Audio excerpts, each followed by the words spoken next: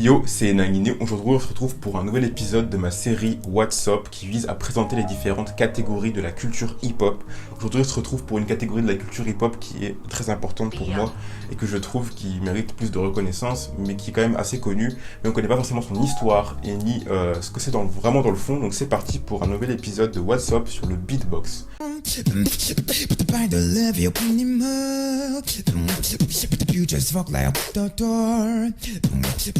Every time I call your name, it feels like nothing was the same. By the love you anymore, you just walked out the door.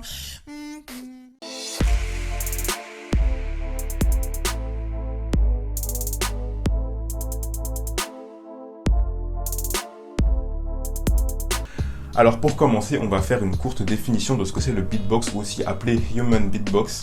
Donc c'est simple, comme son nom l'indique, c'est une boîte à bruit humaine, mais on limite plutôt ça à des percussions et à une imitation d'instruments.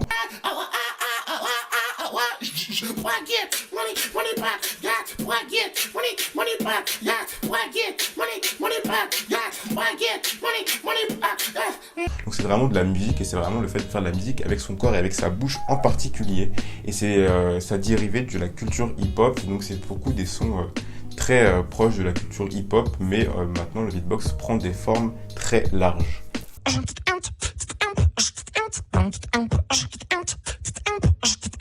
Nowadays, everybody wanna talk, but they got something to say. And if it comes out when they move the lips, put you wish your motherfuckers out if it gets about Dre.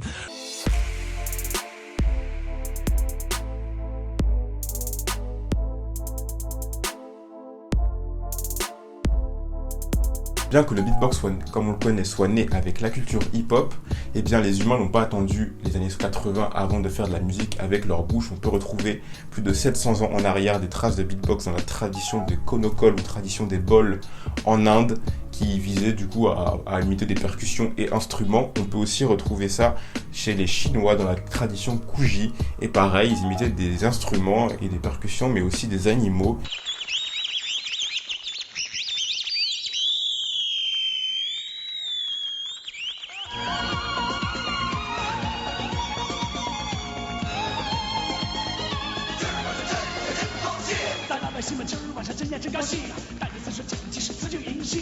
Et ça prenait plusieurs formes.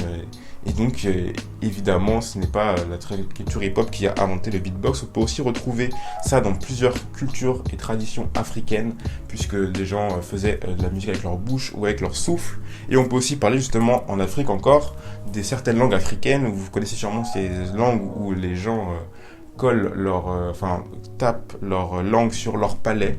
Et notamment la langue Zoulou et la langue Xhosa en Afrique du Sud, et qui ont des rythmes très percussifs. You know, so if you can say like and then if you can say it slowly, they will say it fast. Maintenant, on va faire un petit saut dans le temps puisqu'on va arriver au XXe siècle avec le jazz. Dans le jazz, il y a quelque chose qui s'appelle le scat. I'm a scat man.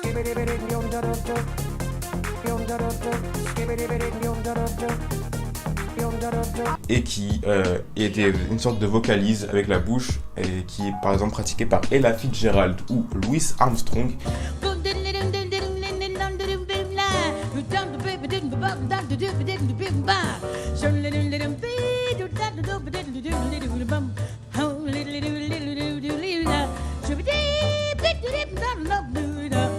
Et ça ressemble un peu au du beatbox. La différence, c'est qu'il n'y a pas de percussion, c'est vraiment que des vocalises.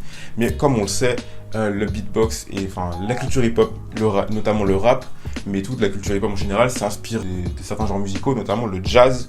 Et donc, c'est pas étonnant de retrouver des dérivés du jazz dans le beatbox qui fait partie de la culture hip-hop. Puis, comme vous le savez, la culture hip-hop est née dans les années 80 et le beatbox est né en même temps que la culture hip-hop. Pour faire cette vidéo, j'ai regardé un documentaire qui s'appelle Beatbox Boom Bap autour du monde, qui est disponible sur Arte, que j'ai loué à 3 €. Je vous mettrai le lien dans la description si ça vous intéresse, j'en reparlerai sûrement à la fin.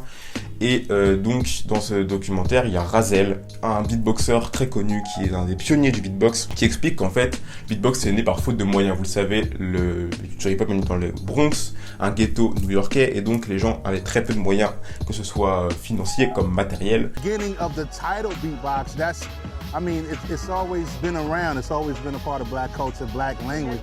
Economically, like, everyone doesn't have instruments. You have to create that ambiance. You have to create those instruments. You have to create that awareness of what you're trying to interpret. Et donc, il explique qu'en fait, un jour avec ses potes, ils écoutaient beaucoup une autoradio, une cassette, avec une chanson en particulier dedans, qu'ils remettaient en boucle, qu'ils aimaient beaucoup écouter. Et un jour, la cassette ou l'autoradio, je ne sais plus, est tombée en panne, et donc ils ne pouvaient plus écouter la chanson, ils étaient un peu déçus.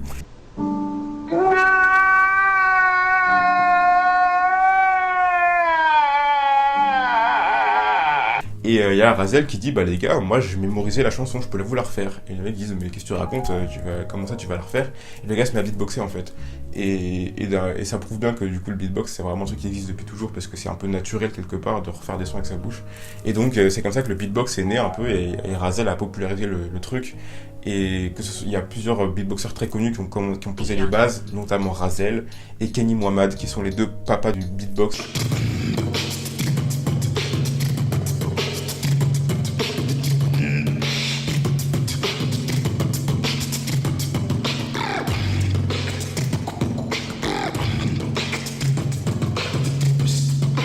Et en fait, les 80% voire 100% des techniques utilisées aujourd'hui sont dérivées de Rahzel ou de Kenny Mohamed. Et vraiment, les mecs étaient très très bons. Ils ont sorti des albums et tout, ils sont encore actifs. Et ils ont vraiment posé les bases du hip-hop, du beatbox moderne. J'arrive pas à dire hip-hop ou beatbox, c'est très dur de pas se tromper. Excusez-moi.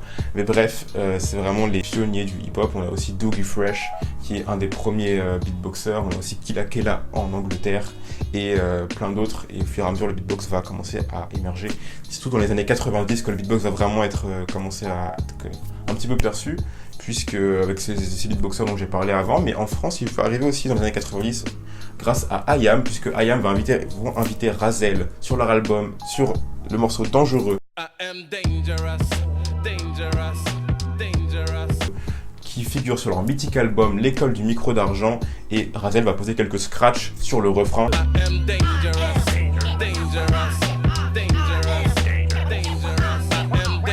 Et de plus, en 97, eh bien, IAM font un concert pour Canal+, qui va être retransmis à la télévision. Et ils ont invité Rahzel qui va faire une démo de beatbox assez impressionnante. Et tous les petits qui regardaient la télé à ce moment-là ont été extrêmement inspirés par Rahzel. Et...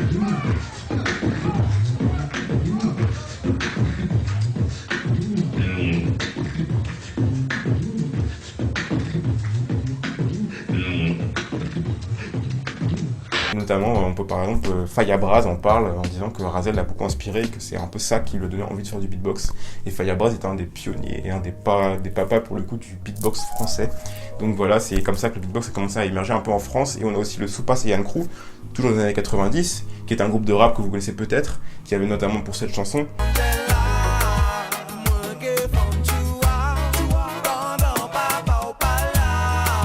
Et ben justement, Soupa Saiyan Crew utilise pas mal de beatbox dans leurs morceaux, et donc ça a aussi pas mal popularisé le genre en France.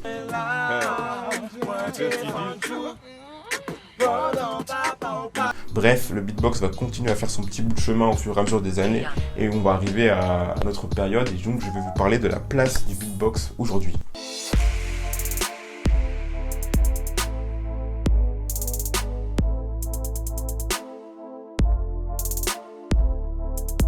Pour commencer, il faut savoir que bien que un peu en retrait par rapport au reste de la culture hip-hop, le beatbox est très reconnu, que ce soit par les artistes hip-hop comme par d'autres artistes musicaux. Il faut savoir par exemple que Michael Jackson maîtrisait le beatbox et l'utilisait pour composer la plupart de ses chansons. Donc c'est vraiment une anecdote que je trouve assez sympa, et ça montre bien que le beatbox était présent bien avant la culture hip-hop, et surtout que c'est quand même assez reconnu. Where did that come from? Aujourd'hui, le beatbox ne fait que grandir et élargir sa communauté et son influence. Il faut savoir qu'en France, on a sûrement la plus grosse communauté beatbox au monde. Et il faut savoir qu'en France, depuis 2006, on a les championnats de France qui se déroulent tous les ans.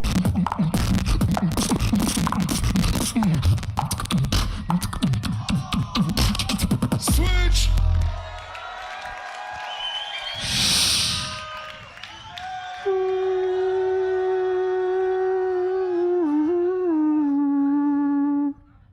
Désolé, tu pourras pas venger ta chanteuse.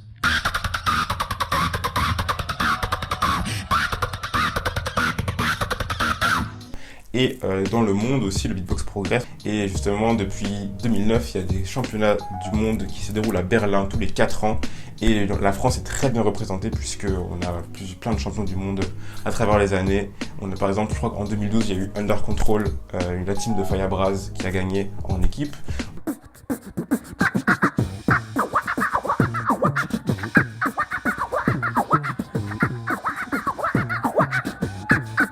Under control. Can I fuck up the microphone? Yes, you can. Can I fuck up the mic? Do it. Can I fuck up the microphone? Yes. On a en 2012 Alem qui était vice-champion du monde. On a en 2015 Alem en solo qui était champion du monde. Oh, oh, oh, oh, oh, no.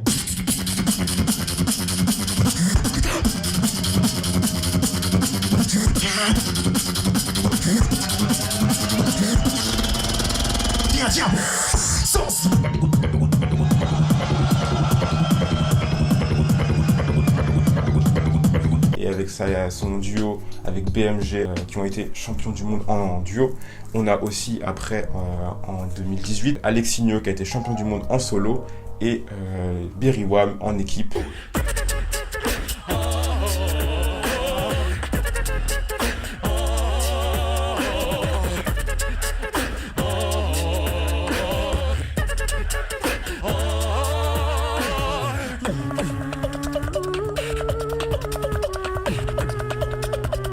Tout ce que j'ai cité là, c'est des Français, donc ça fait un sacré palmarès français pour le beatbox, et c'est assez cool. Donc si vous voulez un peu trouver un domaine où les Français sont vraiment très bons, le beatbox c'est pas mal. Justement, je vous parle des compétitions de beatbox depuis tout à l'heure, mais vous vous demandez peut-être comment ça se passe. Et bien en fait, à la base, c'est des battles, mais ça reste un peu plus complexe que des simples battles, puisqu'il y a plusieurs critères qui rentrent en jeu. Par exemple, il y a la technique, évidemment, donc le beatboxer doit montrer tout ce qu'il sait faire, ses talents, etc. Il doit impressionner le jury, l'adversaire et le public. They said I used to party to the dance.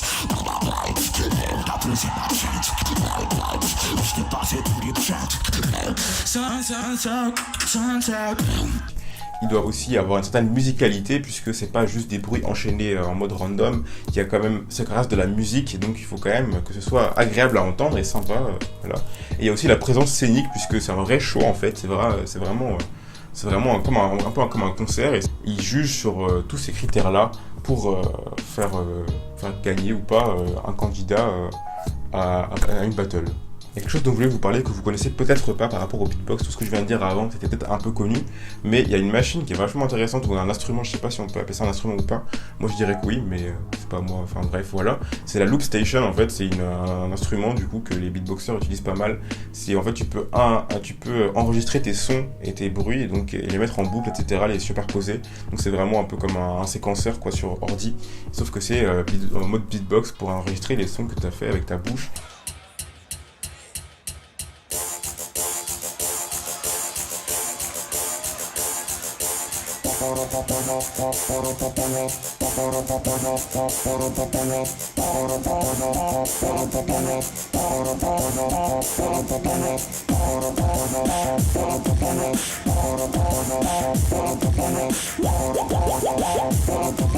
Et c'est archi intéressant, et ça ouvre des grosses possibilités aux beatboxers. Et vous connaissez peut-être la performance de MB14 à The Voice sur Gangsta Paradise de Coolio. Ouais, donc ça illustre bien ce que je dis et à quel point ça peut être original et intéressant. Il y a pas mal de beatboxers du coup qui ont sorti des albums grâce à ça, et aussi qui ont fait des covers assez intéressants.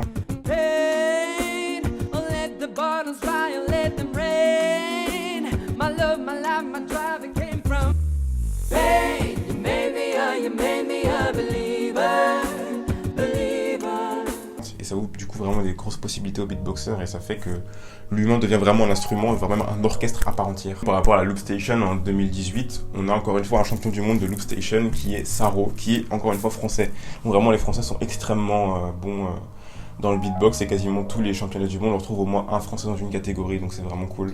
Et les Français sont très très bons, et je vous invite à vous intéresser au beatbox français. Avant tout, il y a un truc que j'aime vraiment bien dans le beatbox, qui est vachement montré dans le documentaire dont je parlais tout à l'heure, qui est visible vraiment tout le temps si vous vous intéressez un peu au beatbox, c'est vraiment cet esprit familial, cet esprit fraternel qu'ils ont entre eux, que ce soit, même si à la barrière de la langue, etc., même s'ils viennent tous de pays différents, et ben ils sont vraiment unis par cette passion du beatbox, et c'est vraiment beau en fait je trouve de voir ça, et je trouve que ça participe un peu au charme du beatbox vraiment, de voir le côté fraternel, ça peut vraiment intéresser les gens de se mettre là-dedans et tout, et de pouvoir faire partie d'une communauté, d'un groupe comme ça qui est aussi sympathique. En fait, je trouve vraiment qu'ils ont l'air sympathiques, quoi. C'est mon impression.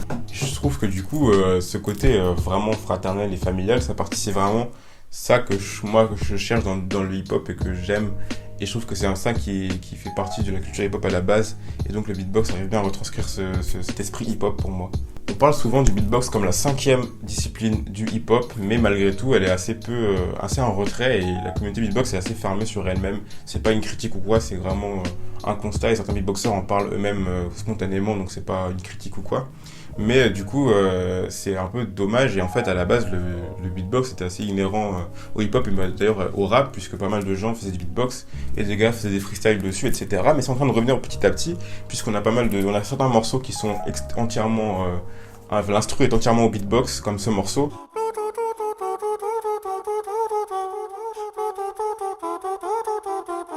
Little man never did exams, got a particular bigger plan, flipping grams when a bigger man in his gang gave him a stick to bang. Ou certains juste quelques 2-3 patterns de beatbox dedans, comme ce morceau.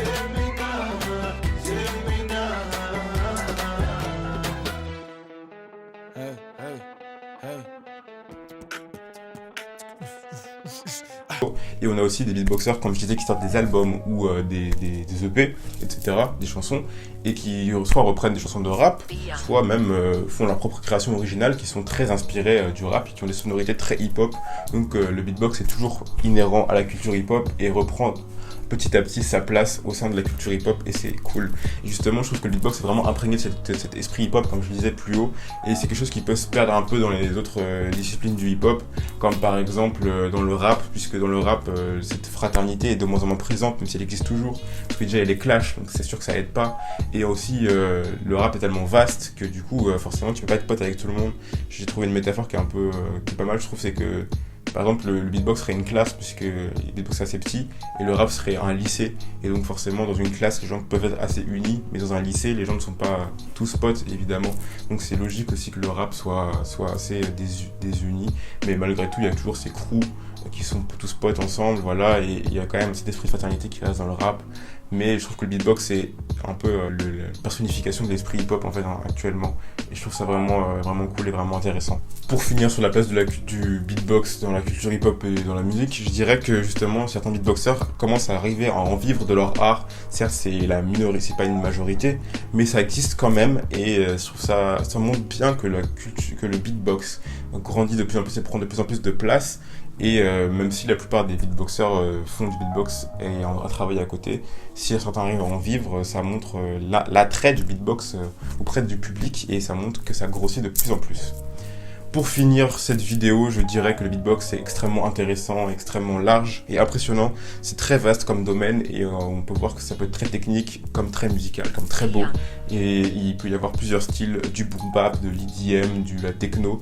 Et on peut vraiment tout faire avec sa bouche, et c'est très intéressant. Il peut même avoir des duos avec des chanteurs, avec d'autres instruments. Le beatbox, c'est très original et c'est très intéressant et très vaste. Je vous invite à aller découvrir tout ça. En France, comme je disais, on a énormément de beatboxers très talentueux et tous plus originaux que les uns que les autres. Donc c'est vraiment facile de trouver des beatboxers en France. Vous pouvez simplement aller sur internet, mais même les voir en vrai, en concert, etc. C'est pas compliqué. Moi j'aimerais beaucoup voir un jour une compétition de beatbox ou un beatboxer en concert. Ça a l'air vraiment intéressant et ça a l'air vraiment sympa. J'aimerais bien faire ça un jour, voilà. Et je vous invite à faire de même si vous avez l'occasion. Et si je sais qu'il y a certaines personnes qui me regardent, qui veulent se lancer dans le beatbox, donc je vous invite vraiment à vous lancer et à ne pas avoir peur, puisque je pense que c'est rien d'impossible, puisque tout le monde peut faire des bruits avec sa bouche. Je ne minimise pas le beatbox en disant que c'est facile, mais je pense que c'est accessible à tout le monde vraiment, et que aujourd'hui avec l'ère internet, il y a des tutos par milliers sur YouTube. Moi-même j'avais essayé d'apprendre il y a quelques années, et j'avais trouvé une chaîne YouTube française qui était très intéressante et qui expliquait bien, c'est Inhibiteur TV. Je vous mettrai le lien dans la description si ça vous intéresse. Donc voilà, lancez-vous si vous voulez vous lancer, ne vous mettez pas de barrière, allez-y. Et si vous voulez vous lancer, envoyez-moi ce que vous faites, ça peut être sympa. Et voilà, c'est tout pour cette vidéo. Merci de m'avoir regardé. Si vous avez aimé la vidéo, dites-moi dans les commentaires ce que vous avez aimé, ce que vous n'avez pas aimé, si vous voulez apporter des choses. Et n'hésitez pas à mettre un pouce bleu et à vous abonner. Ça fait un peu phrase pourrie, mais voilà, c'est toujours cool. Et moi, je vous dis à bientôt pour une prochaine vidéo. C'était Naguiné, salut. Be young.